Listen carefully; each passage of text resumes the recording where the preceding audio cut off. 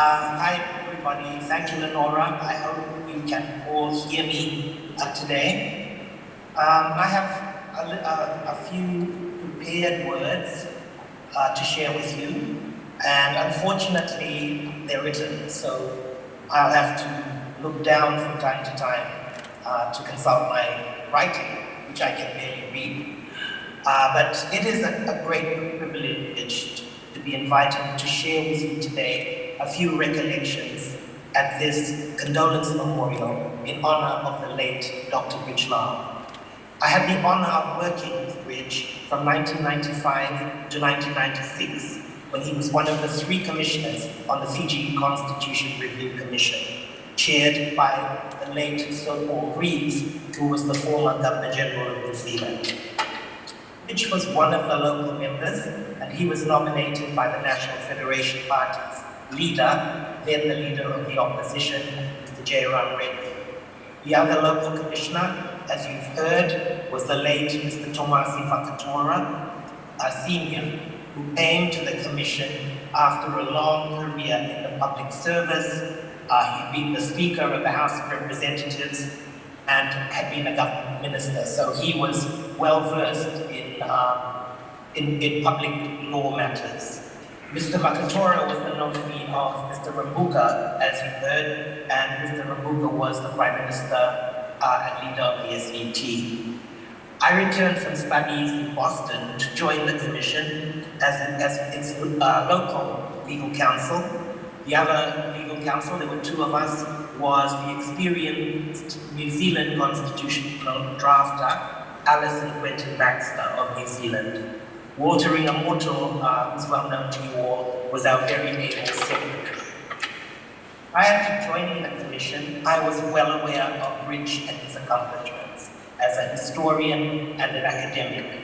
I remember quoting many of his sentences in my written university work in Auckland, in my essays, and I quote them verbatim because I could not find a way to summarize them in his ideas, to summarize his ideas as eloquently as the way that he had expressed them. And thank God that they did not have Turnitin in those days to go through our essays. For someone with an established reputation as a formidable academic, Brij was easy to get along with and to work with. And despite the heavy and stressful responsibility of his role, one of his earliest remarks to me was that as a historian, as somebody who spent his life studying, recording, and discussing history, he was excited at the prospect of making history. The commission was established, for those of you who don't know, to review and to recommend changes to the 1990 Constitution, which was decreed after the 1987 coup. The 1990 Constitution contained various provisions aimed at guaranteeing what was then known as the paramountcy of Fijian interests. These included a House of Representatives elected exclusively on communal lines, with a fixed majority of indigenous Fijian, Rutuman, and general voter seats, and a fixed minority of what were called Indian seats. It also provided for an appointed Senate, also with a fixed Fijian representative majority. The questions for the Commission were whether these kinds of arrangements should be continued or replaced by something else. Brij began his work with the Commission with the clear idea that they should be replaced, ideally by an open system of voting based on a common role for all. Mr. Vakatora, for his part, started with the view that the 1990 arrangements should be retained in principle, and that any tweaking should be aimed at strengthening rather than weakening Fijian paramountcy.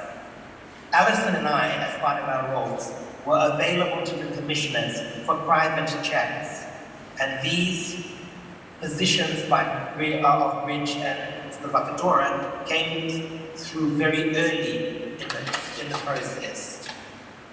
The Commission's work involved traveling the length and breadth of Fiji to hear the people, We also traveled all around the world, consulting with experts on governance in diverse multi-ethnic countries and consulting with experienced leaders and politicians in those countries. It is to his great credit that Brij approached the task with the utmost dedication and the open mind of an academic. He listened carefully to the people. Everywhere we went throughout Fiji, Brij would sit in the meetings listening very, very carefully to what people said. He would come out during the breaks and talk to the people outside. When we traveled, he questioned the experts closely, and he began to see things differently from how he saw them when he heard them.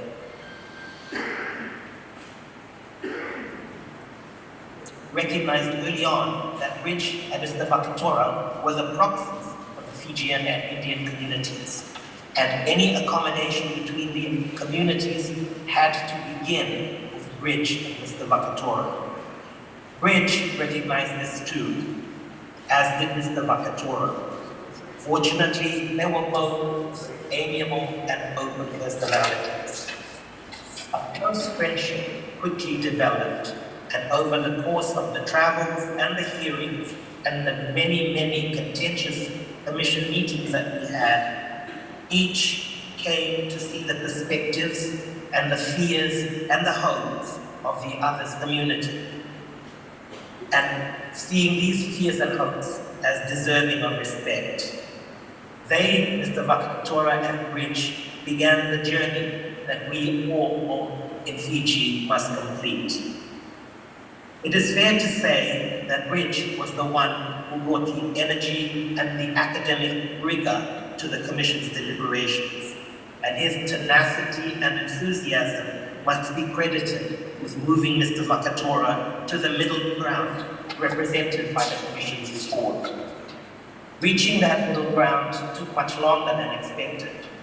Alison, Quentin Baxter and I were tasked with drafting the report against a fast approaching deadline.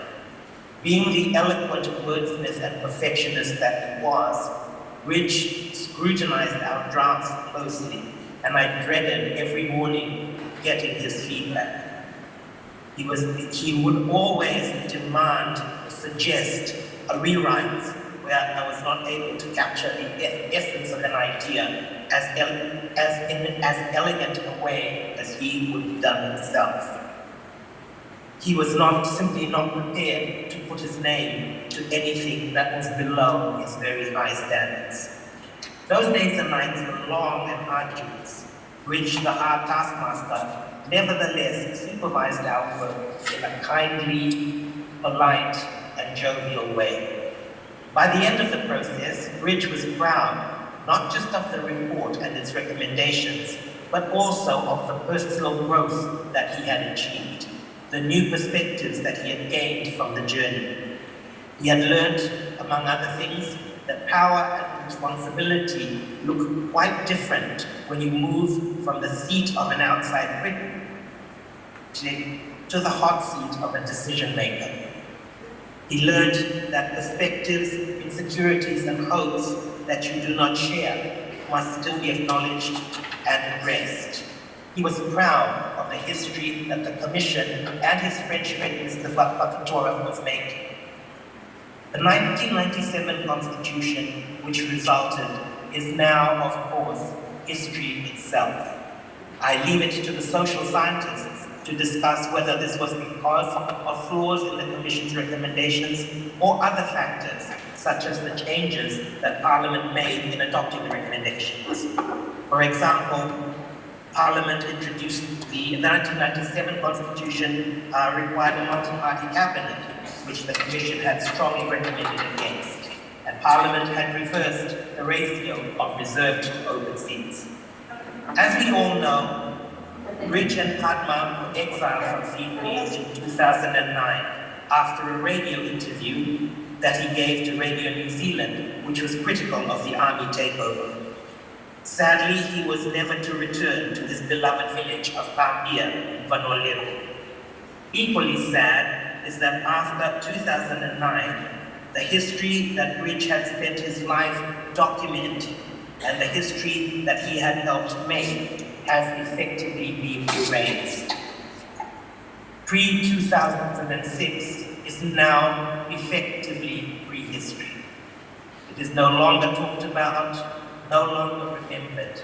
Many young people are not even aware that it even happened.